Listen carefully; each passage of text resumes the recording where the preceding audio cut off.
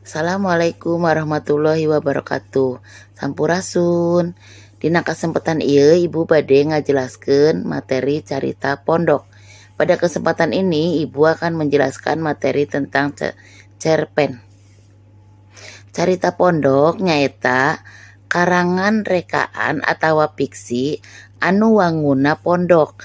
Panjangna biasana 3-4 halaman.